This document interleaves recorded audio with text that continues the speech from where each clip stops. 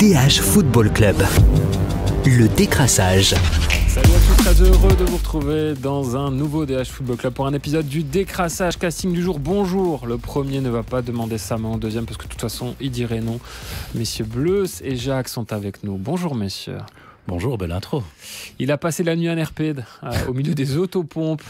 Sympa comme décor. Salut Christophe. Salut Jonathan. Et avec lui, l'Union sourit comme d'habitude. Salut François. Salut Jonathan. Et vous le savez, dans le décrassage, l'important c'est les 3 points. L'important, c'est les 3 points.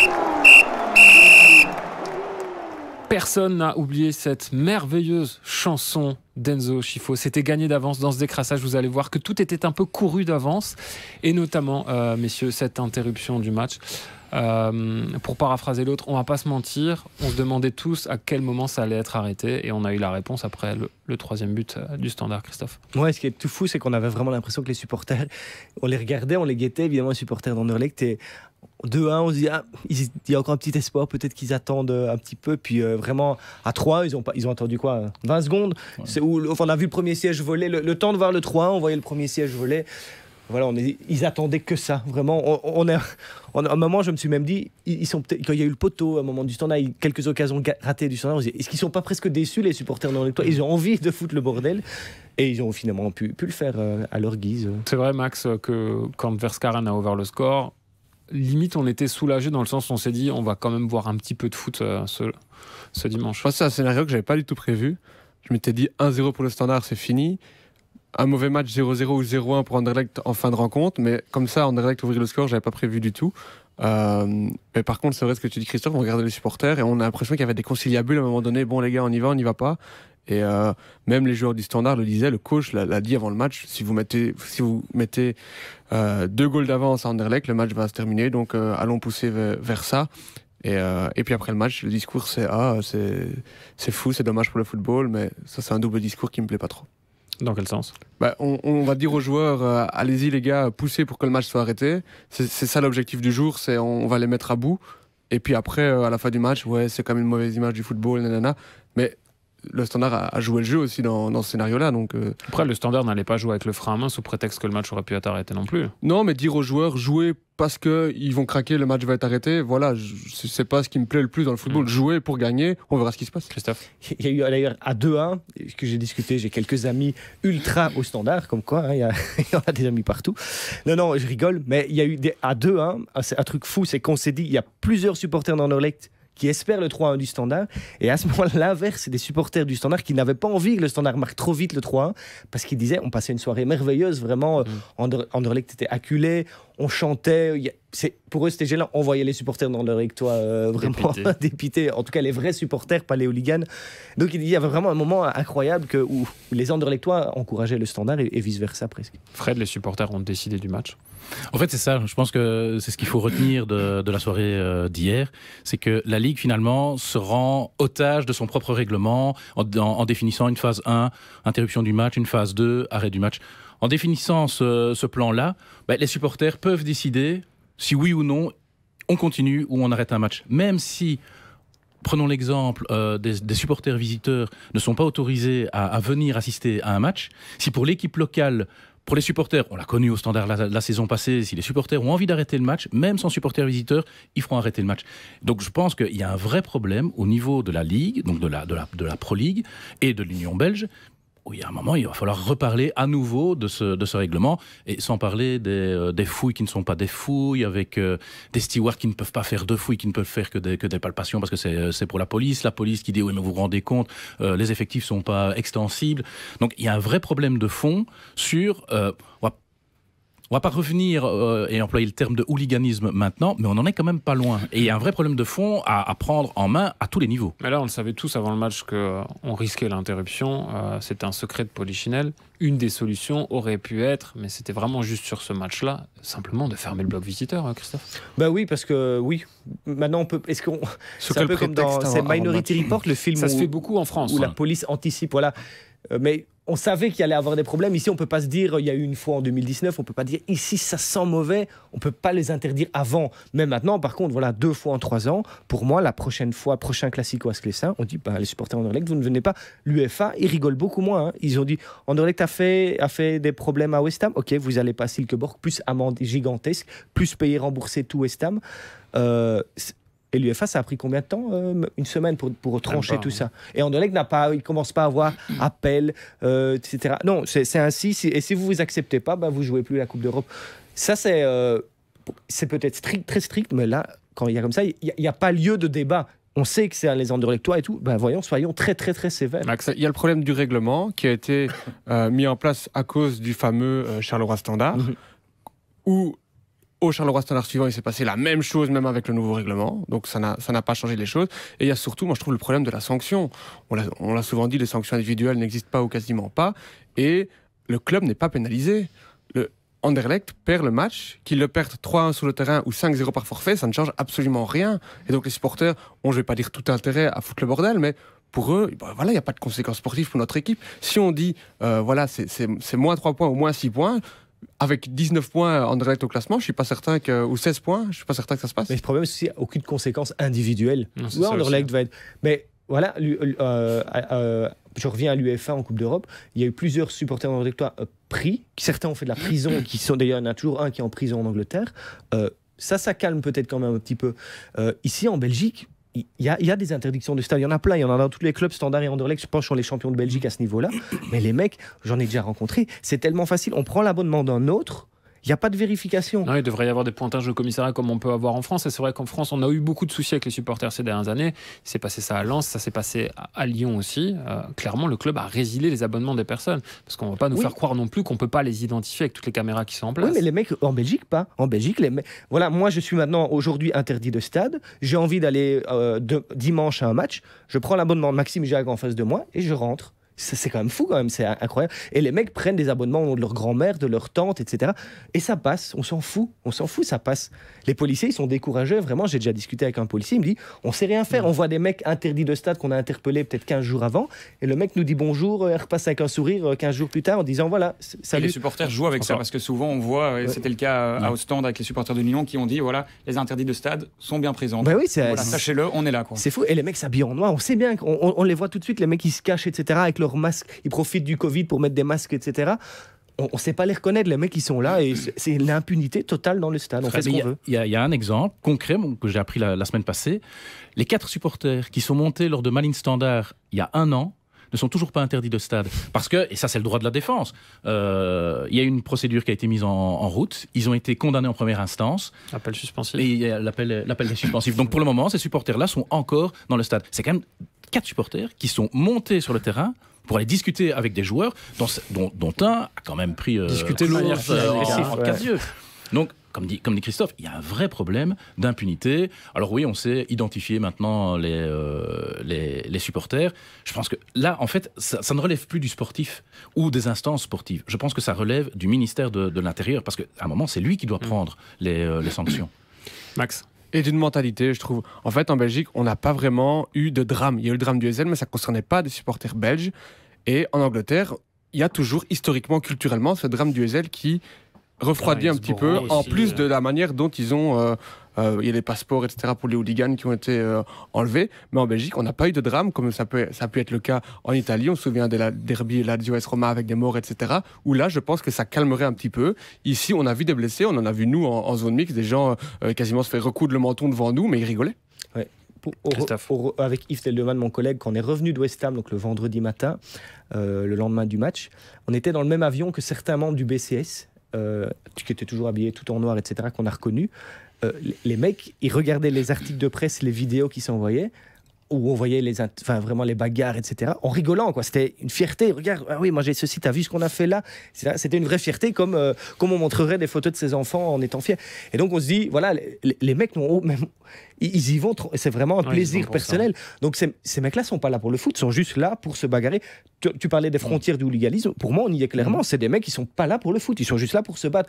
Ce qui s'est passé hier, pour eux, c'est une victoire, c'est pas on n'est pas content, Anderlecht joue mal, ils s'en foutent. Les mecs du BCS, par exemple, exemple, puisqu'on en revient pour Anderlecht, c'est vraiment le noyau très dur. Hein. C'est pas les ultras, c'est vraiment les hooligans d'Anderlecht. Les mecs, on ne les voit que quand ça va mal à Anderlecht. Finalement. C'est là, à ce moment-là, qu'ils peuvent foutre le bordel. Quand ça tourne bien à Anderlecht, finalement, eux, alors, ils vont se battre dans des forêts. Alors, c'est pas intéressant pour eux de venir au stade. Donc, pour moi, ça, c'est des hooligans. Que ces mecs-là puissent rentrer au stade, c'est ahurissant quand même.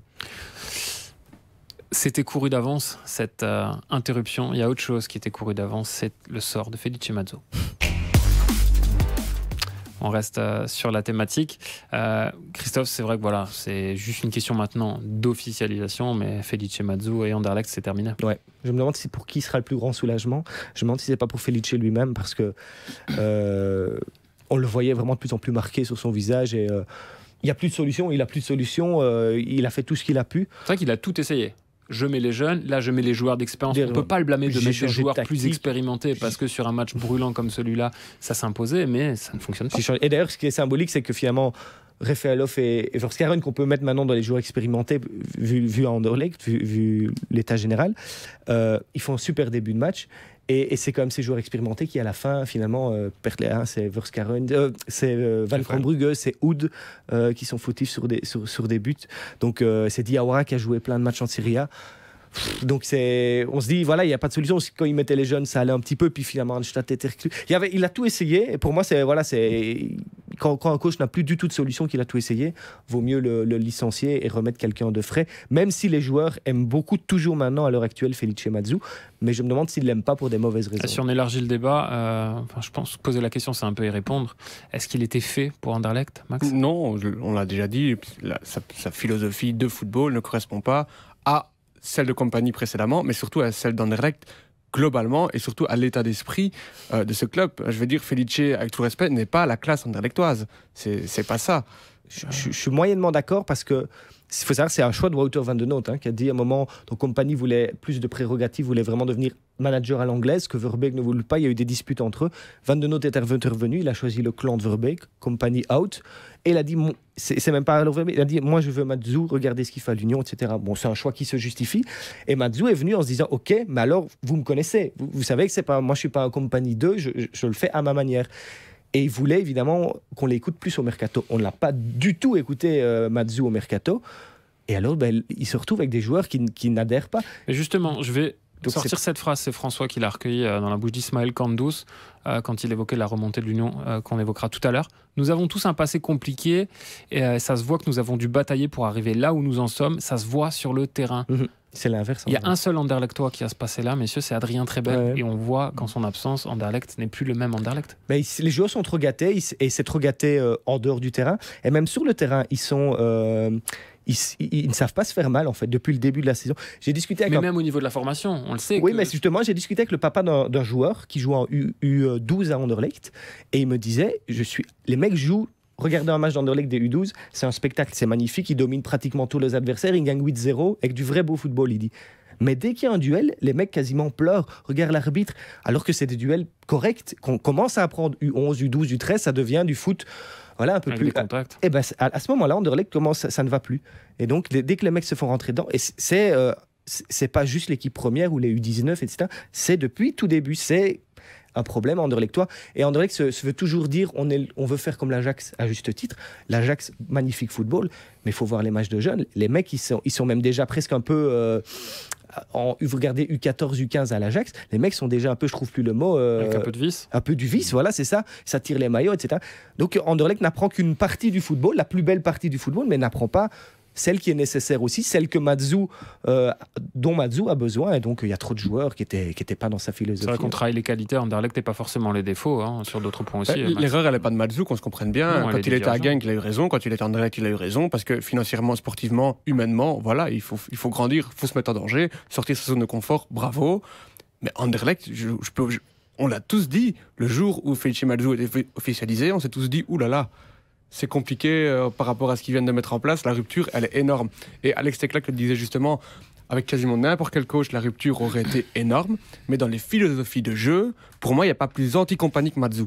Et ça s'est vu depuis maintenant 12 matchs, 14 matchs. Fred. Mais, ce qui est finalement embêtant pour Mazzo, c'est presque son futur.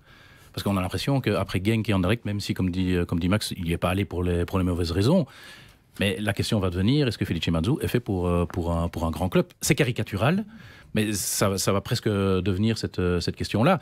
Et à la limite, bon, j'imagine pas que ça va se faire, mais il pourrait se refaire la cerise, comme on dit, en allant à Charleroi, puisque Charleroi cherche un entraîneur. Mais là aussi, on en parlait, en termes d'ADN de club et de personnalité, au fond, le club qui aurait correspondu à Mazzu, c'est le Standard. Voilà. Parce que c'est un football plus... C'est ce que Prudhomme appelait lors de sa première période le power football. Et c'est ce qu'ils sont en train de refaire au Standard. C'est jouer vers l'avant, mettre de l'impact, jouer les deuxièmes ballons sans être l'analogie avec Compagnie.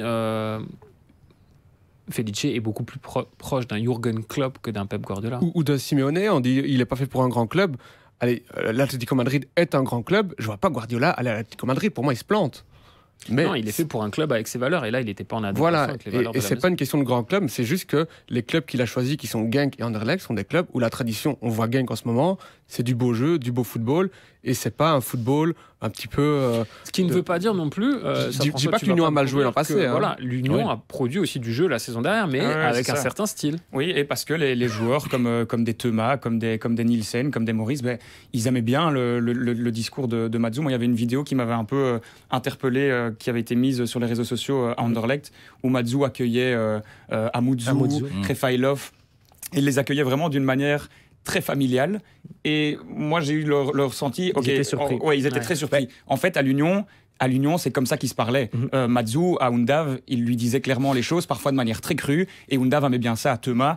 C'était aussi c'est ce que Thomas disait dans l'interview que tu as faite avec lui. Qu'est-ce que faisait Felice au retour quand il gagnait un match à l'extérieur? Il payait la tournée. Voilà, c'était bien spécial dans le quart. Faites ça en Anderlecht. Mais ils l'ont pris aussi, justement, parce que Compagnie, c'est un coach qui est très très froid, très distant avec ses joueurs, qui estime que c'est lui le boss, il faut écouter, si le gars écoute pas, ça va pas, etc.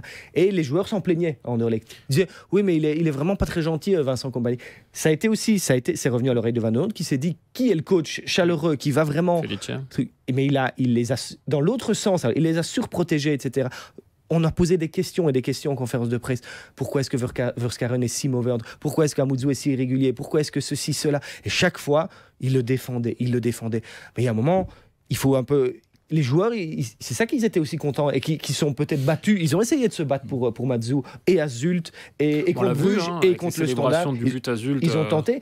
C'est même les joueurs qui ont de leur propre initiative. C'est Alex Tecla qui l'expliquait. Le cercle avant le match. Voilà, le cercle avant le match. C'est pas Mazzu qui essaie. Ils se sont dit vraiment, allez, ça c'est vraiment, on se réunit, on met tout, et ça s'est vu 5 minutes, et puis les mecs ont commencé à repérer des duels, à pas tenir leur homme sur... Les mecs sont trop gâtés, voilà. Donc quand ils sont pas assez gâtés, ils se plaignent, quand ils sont trop gâtés, ils en profitent trop, et donc il y a un vrai problème de mentalité. Pour moi, c'est le gros problème, c'est les joueurs en Anderlecht, et c'est ce que Mazzu avait repéré très vite, parce que Mazzu, c'est loin d'être un idiot, il est très expérimenté, il a dit, j'ai besoin d'un mec qui me ressemble par ligne. Il avait très belle, il voulait absolument un défenseur à sa façon. Il a pleuré jusqu'à la fin du mercato pour avoir un attaquant. Quand on lui a dit Vertonghen c'est possible, il a dit super joueur, magnifique, etc. Mais moi, si c'est l'argent qui manque, ne prenez pas Vertonghen, prenez un attaquant. On lui dit non, on verra, etc. Puis le jour où Vertonghen arrive, il apprend Vertonghen, c'est officiel. Et lui, il voulait un attaquant parce qu'il avait bien vu que le problème, c'est un attaquant. Parce qu'on a beau aussi tout réécrire, dire que Mazzu, etc., à juste titre. Si Anderlecht a un attaquant qui marque, qui sait marquer un but, etc., Anderlecht est bien. Et là, on est peut-être en train de dire Anderlecht a fait un bon classico ou a fait un mauvais classico. Pas de chance. Mais Anderlecht, ils perdent tous leurs matchs par un but d'écart. Il y a eu de nombreuses défaites, mais chaque fois par un but d'écart. Et le nombre de fois où, en expected goal, j'aime pas toujours cette stat, mais quand même, à force et parlant, c'est qu'Anderlecht était devant. Les mecs savent pas marquer un goal. Si Fabio Silva sait plus marquer un goal, il y a personne d'autre qui sait marquer Anderlecht. Donc c'est un problème.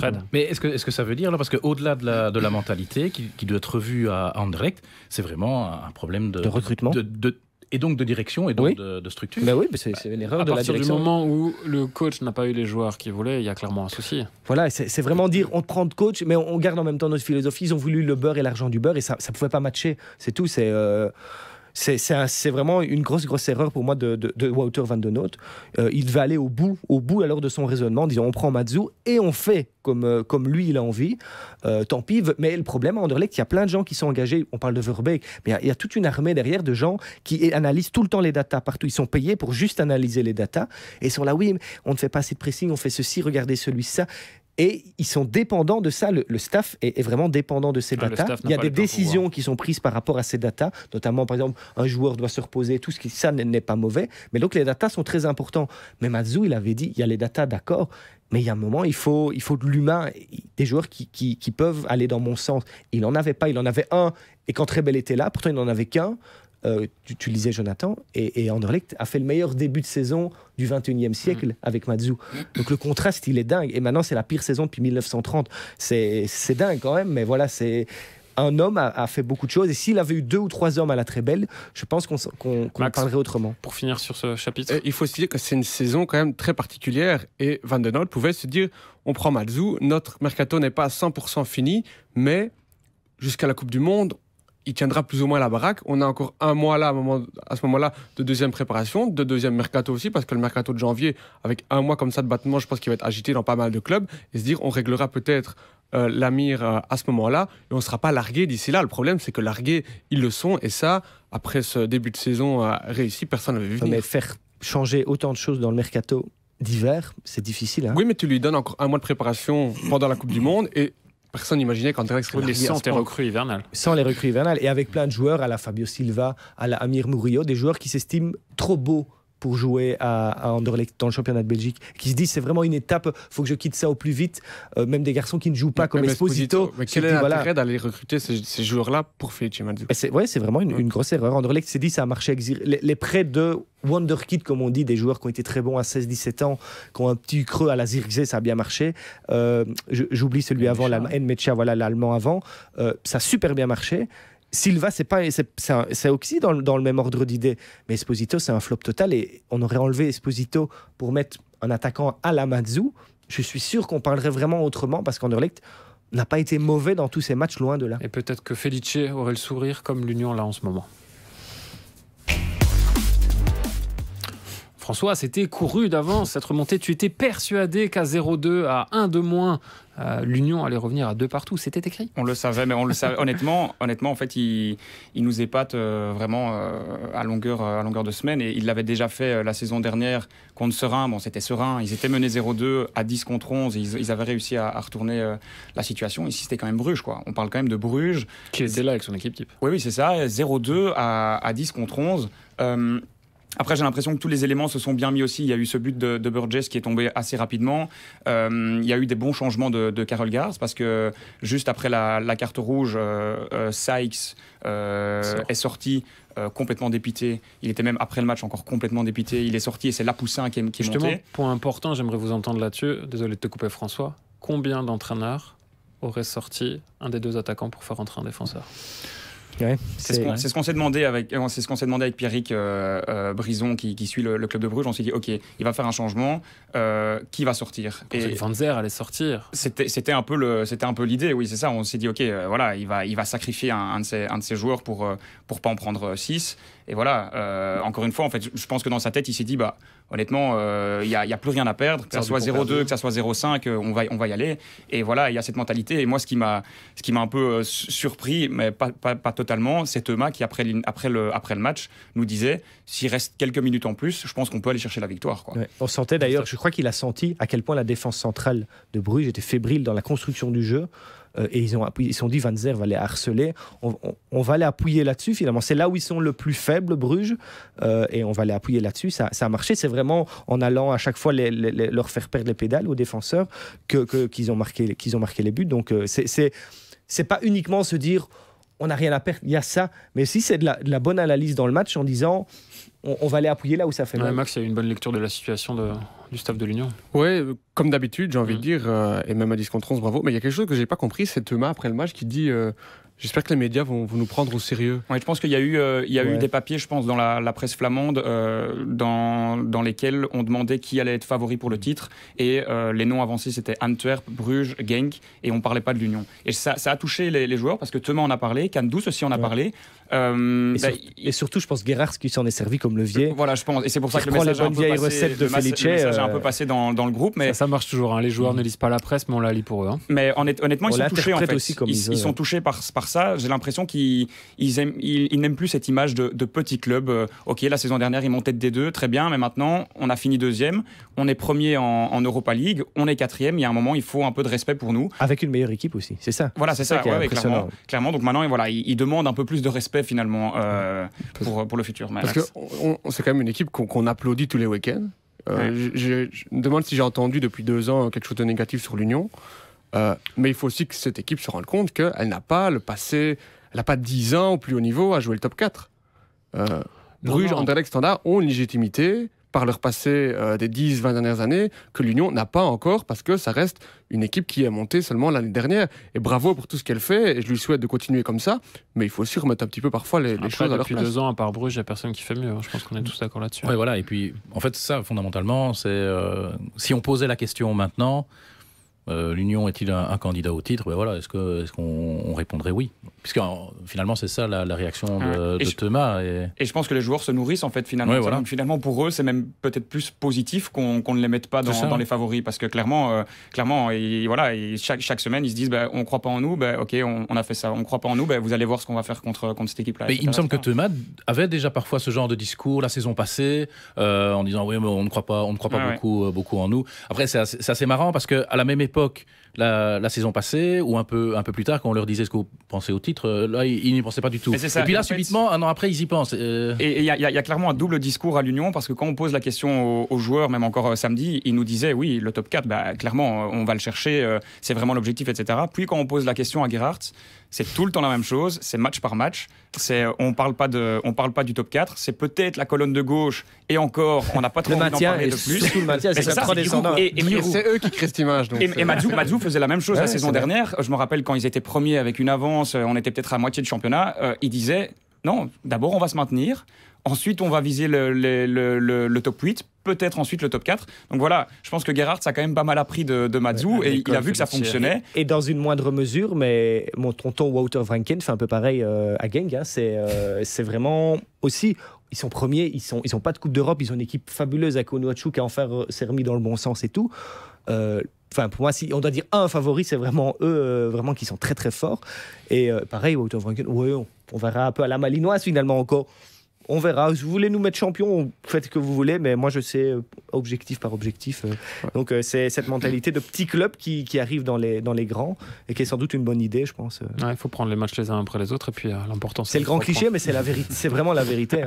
Parce que regardez, dans certains grands clubs qu'on va peut-être citer tout à l'heure ou quoi, ils se voient trop loin personnellement, les mecs, et ils oublient que chaque week-end, les mecs leur rentrent dedans.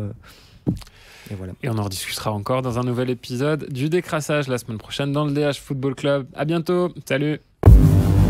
DH Football Club, le décrassage.